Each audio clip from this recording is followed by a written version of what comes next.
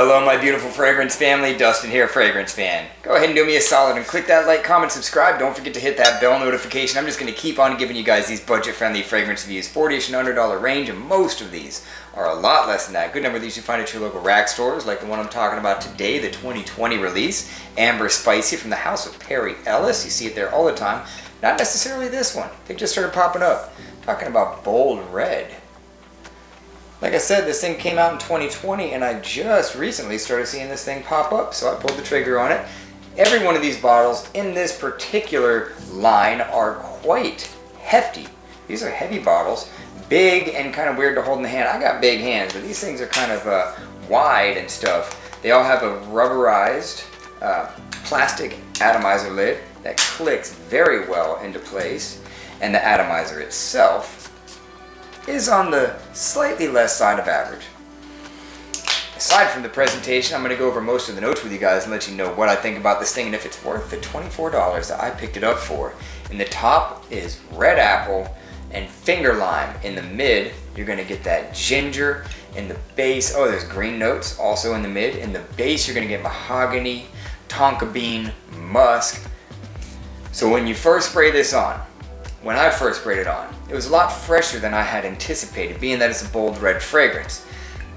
Get a little bit of that sweetness from the red apple, the finger lime gives it that citrusy, and the ginger gives it an extra dose of freshness. Now, within about 10 minutes, that starts to fade off, and the tonka bean starts to take place of that red apple as far as the sweetness goes, while this thing starts to turn into more of a spicy, woody type of a fragrance. It's quite versatile. Actually, it transitions nicely from that freshness to the little bit more woody, spicy, semi-sweet style fragrance.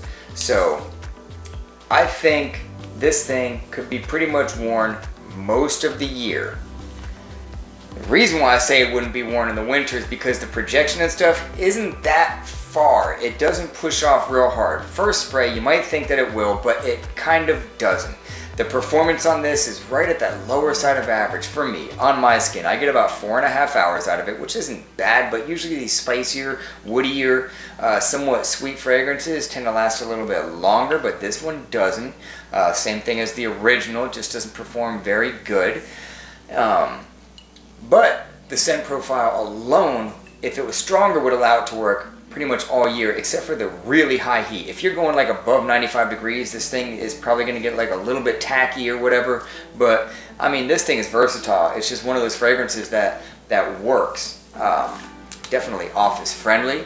Definitely not more mature than it is juvenile. I say a high schooler could get away with this just as well as somebody that's pushing plus 50, 60 years old. I think anybody can enjoy the way that this thing smells because it's not real playful, not real sweet, but it's not super serious and musky and masculine with hair on your chest type of thing. It doesn't have either one of those things going on. It's just a very enjoyable, somewhat sweet, somewhat spicy, little bit of woody kind of a fragrance.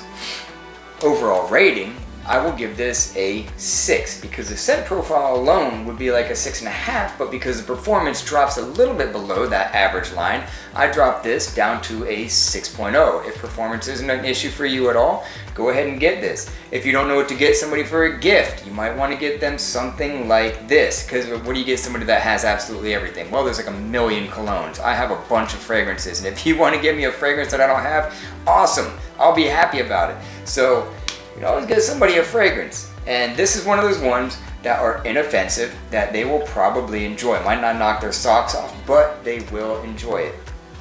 Again, fresh in the opening, green, spring type of a fragrance in the opening. The green leaves, that ginger, that finger lime, a little bit of the sweetness from the apple just makes it an awesome spring fragrance. Then it starts to slowly transition into that woody, spicy sweetness from the tonka bean. And it's not that much different from the top to the mid and the base. It just kind of, it transitions evenly into those things, and then you're left with that, a somewhat sweet, woody, spicy fragrance.